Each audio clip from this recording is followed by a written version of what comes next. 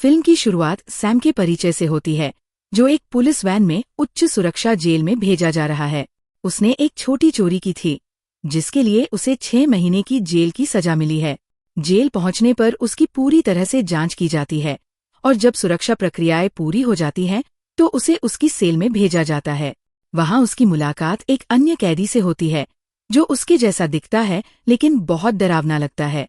यह कैदी किसी से बात करने से बचता है, जिससे सैम ये सोचने लगता है कि वह इतना डरा हुआ क्यों है। अगले दिन सैम एक खतरनाक अपराधी कॉलिन के बारे में जानता है, जो जेल में अपने गैंग के साथ हावी है। कॉलिन और उसका गैंग उस डरावने कैदी को नियमित रूप से परेशान करता है, जो उसके डर के व्यवहार को समझाता है। ये देखकर सैम चिंतित हो जाता है और सोचता है कि कहीं उसे भी इसी तरह की स्थिति का सामना न करना पड़े। कुछ समय बाद सैम जेल में एक और गैंगस्टर ब्रैंडन से मिलता है, जो हथियारों की तस्करी करता है। जब सैम ब्रैंडन के पास से गुजरता है, तो वो शतरंज खेल रहा होता है और सैम एक चाल सुझाता है जिससे चेकमेट हो सकता है। सैम की बुद्धिमानी से प्रभावित होकर ब्रैंडन उसे नोट कर लेता है। उस रात सैम देखता है कि उसका सेलमेट एक चाकू तेज कर रहा है। जब सैम पूछता है कि वह ऐसा क्यों कर रहा है, तो सेलमेट बताता है कि वह कॉलिन को मारने की योजना बना रहा है, ताकि कोई उसे फिर से परेशान न कर सके। हालांकि सैम उसकी बातों को नजरअंदाज कर देता है। अगले दिन कॉलिन और उसके लोग फिर से सेलमेट को लेने आते हैं, लेकिन सैम बीच में आ जाता है और उससे लड़ाई करता है। इससे जेल के गार्ड्स हस्तक्षेप करते हैं और दोनों को अलग कर देते हैं, जिससे सेलमेट को आगे की परेशानियों से बचाया जा सकता है। ब्रैंडन इस स्थिति को देखकर सैम की त्वरित सोच से प्रभावित होता है। कुछ दिनों बाद सैम और उसका सेलमेट अपनी पुरानी सेल में लौट आते हैं। ब्रैंडन सैम से मिलकर उसे जेल के खतरों के बारे में चेतावनी देता है और सलाह देता है कि उसे अपनी रक्षा करनी चाहिए और अनावश्यक जोखिम नहीं उठाने चाहिए। हालांकि कॉलिन और उसका गैंग सैम के सेलमेट को परेशान करना जारी रखते हैं, जिससे वो आत्महत्या करने की कोशिश करता है। सैम फिर से गार्ड्स को बुलाता है, जो सेलमेट को अस्पताल ले जाते हैं। अब कॉलिन एक नए शिकार की तलाश में है और उसकी नज़र सैम पर है। सैम उनकी मंशा को भांपकर अपनी सुरक्षा के लिए एक टूथब्रश को हथियार के रूप में तेज करता है। एक दिन जब कॉलिन का गैंग सैम पर हमला करने की कोशिश करता है, तो ब्रैंडन समय पर आ जाता है और सैम को बचा लेता है। ब्रैंडन सैम को चेतावनी देता है कि वह इन लोगों के खिलाफ अकेले नहीं बच सकता और उसे सुरक्षा का प्रस्ताव देता है। बदले में एक काम करने के लिए कहता है। सैम जेल से रिहा होने पर ब्रैंडन की शर्तें मान लेता है और उसके भागने की योजना सुनता है। अगले दिन कॉलिन और उसके लोग फिर से सैम का सामना करते हैं, लेकिन ब्रैंडन के लोग हस्तक्षेप करते हैं और कॉलिन को इतनी बुरी तरह पीटते हैं कि वह वहीं मर जाता है। इस घटना से अन्य कैदी डर जाते हैं और फिर से सैम को परेशान करने की हिम्मत नहीं करते। समय बीतता है और सैम अपनी 6 महीने की सजा पूरी कर लेता है। रिहा होने पर वह जॉन नाम के एक गैंगस्टर से मिलता है, जो उसे ब्रैंडन का एक पत्र देता है। पत्र में निर्देश होते हैं और जॉन सैम को अपने गैंग में शामिल होने का स्वागत करता है। उसे समुद्र के किनारे एक घर उपहार में देता है। सैम खुश होकर उस खूबसूरत घर की खोज करता है और एक सूटकेस में कई नकली पासपोर्ट, कपड़े और एक बंदूक पाता है। जब वह इन चीजों की जांच कर रहा होता है, तभी दरवाजे की घंटी बजती है।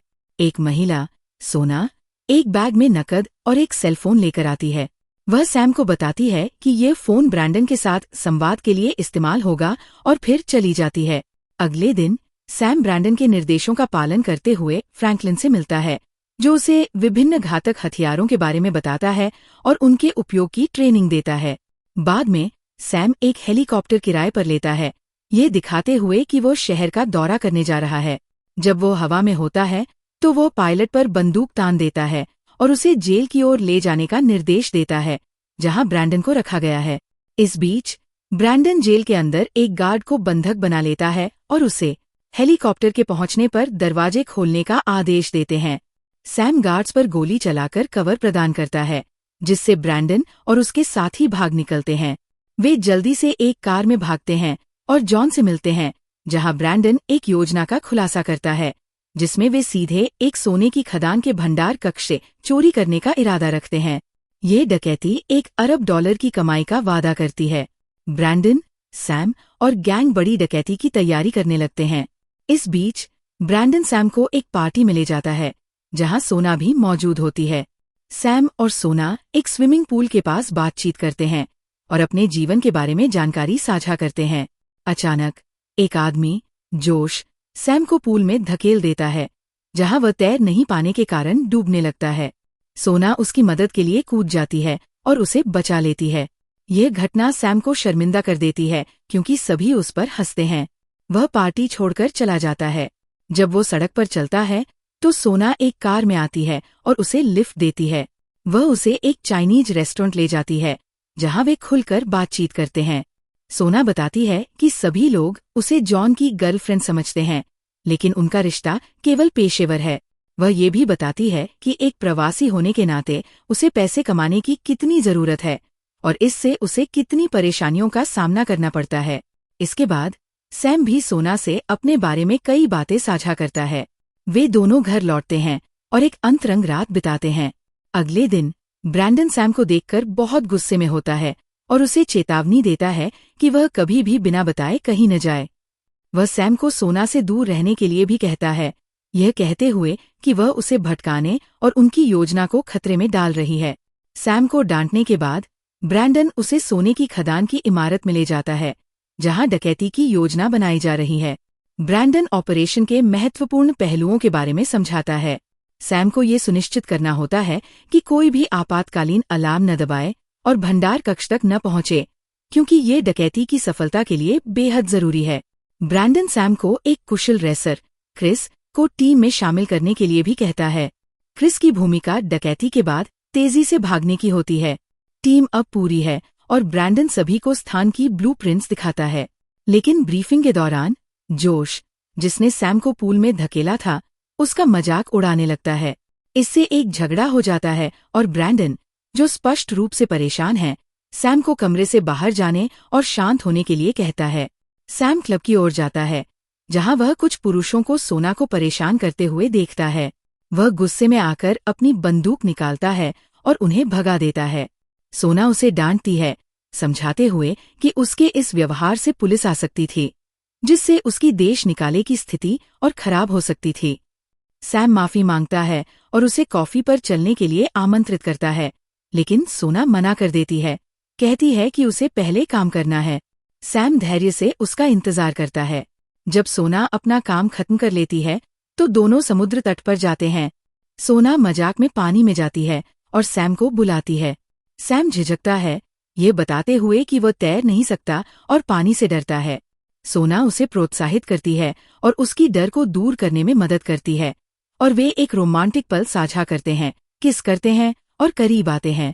इसके बाद सोना सैम को अपना हार देती है, इसे शुभकामना का प्रतीक बताते हुए।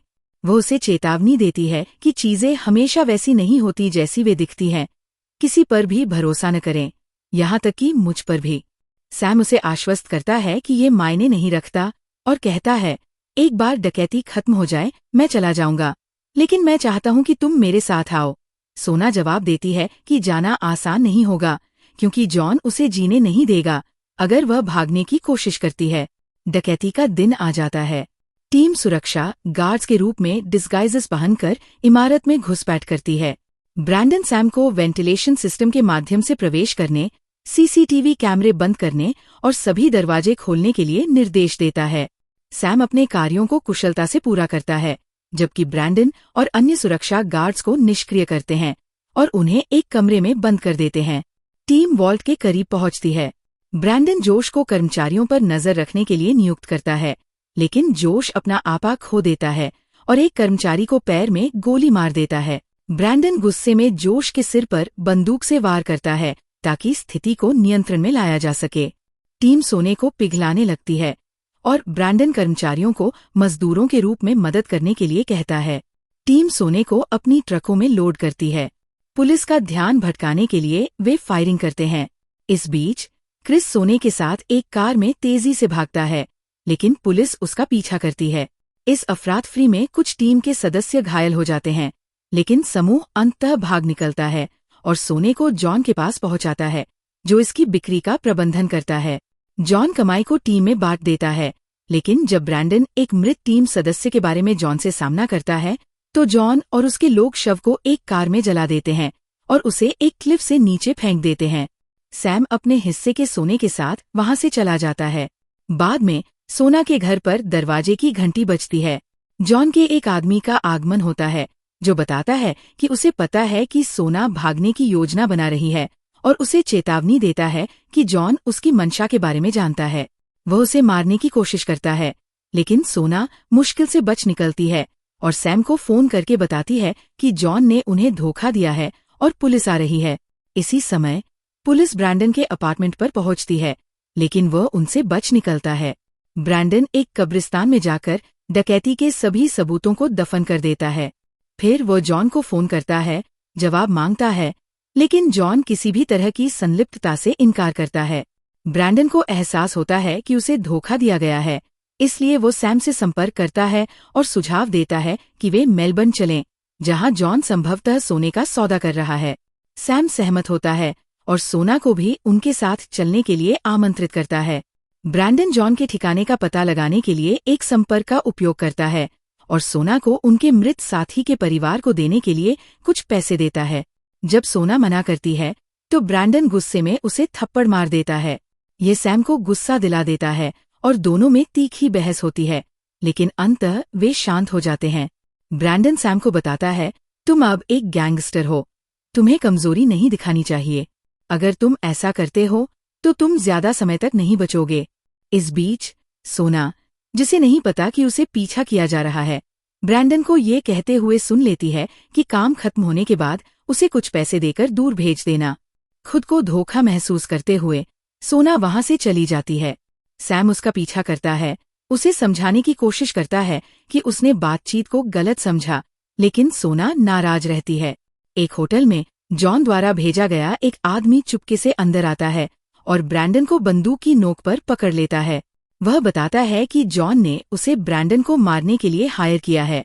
ब्रैंडन उस आदमी को अपनी तरफ करने के लिए मनाता है, उसे डबल पैसे देने का प्रस्ताव देता है। आदमी सहमत हो जाता है और जॉन के सौदे के स्थान के बारे में जानकारी देता है। अगले दिन ब्रैंडन और उसकी टीम जॉन और उसके लोगों पर हमला करते हैं, उन्हें मार डालते हैं और सोने को ले लेते हैं। वे जॉन को भी पकड़ लेते हैं और उसे यातना देते हैं जब तक कि वह बाकी सोने के स्थान का खुलासा नहीं करता। एक बार जब वे वह स्टैश प्राप्त कर लेते हैं तो वे जॉन को मार डालते हैं और शहर छोड़ने की तैयारी करते हैं। टीम एक नाव में भागने के लिए सवार होती है, लेकिन यात्रा के मध्य में ब्रैंडन सैम पर बंदूक तानता है और बताता है कि वह अब उस पर भरोसा नहीं कर सकता। वह उसे पैसे का हिस्सा देने की पेशकश करता है ताकि वह चला जाए। सैम शांति से ब्रैंडन से कहता है कि वह सोने की जांच करे।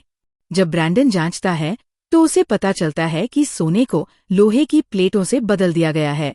गुस्से में वह सैम का सामना करता है, जो बताता है कि उसने और सोना ने सोने को सौंपने के दौरान बदल दिया था। सैम ब्रैंडन को आश्वस्त करता है कि वह अभी भी अपना हिस्सा प्राप्त करेगा। सैम ब्रैंडन को एक फोन देता है और सोना लाइन पर होती है। वह ब्रैंडन को चेतावनी देती है कि अगर सैम को कुछ हुआ तो वह पुलिस को सूचित करेगी और उसकी गिरफ्तारी सुनिश्चित करेगी। ये समझते हुए कि उसके पास कोई विकल्प नहीं है, ब्रैंडन सैम को पानी में खींच लेता है, ये जानते हुए कि वह तैर नहीं सकता। हालांकि थोड़ी देर बाद ब्रैंडन सैम को बचा लेता है और उसे फिर से नाव पर लाता है। ब्रैंडन पूछता है, तुमने सोने को लेकर भाग क्यों नहीं लिया? सैम जवाब देता है, तुमने मेरी बहुत मदद की है, मैं तुम्हें धोखा नहीं देना चाहता था, तुम अपना हिस्सा पाओगे। फिर ब्रैंडन एक अलग नाव लेकर चला जाता है, जबकि सैम सोना के साथ किनारे पर मिल जाता है। अंतिम दृश्यों में ब्रैंडन एक अन्य शहर में एक साधारण जीवन जीने लगता है, लेकिन अंततः उसे पुलिस को रिपोर्ट किया जाता है और गिरफ्तार कर लिया जाता है। जेल में उसे सैम से एक पत्र मिलता है जिसमें सोने के स्थान का खुलासा किया गया है। पत्र में सोना की एक तस्वीर भी है जिसमें वह सैम के बच्चे के साथ गर्भवती है। ये दर्शाता है कि दोनों अब एक कपल है। इसी के साथ ये रोमांचक फिल्म समाप्त होती है।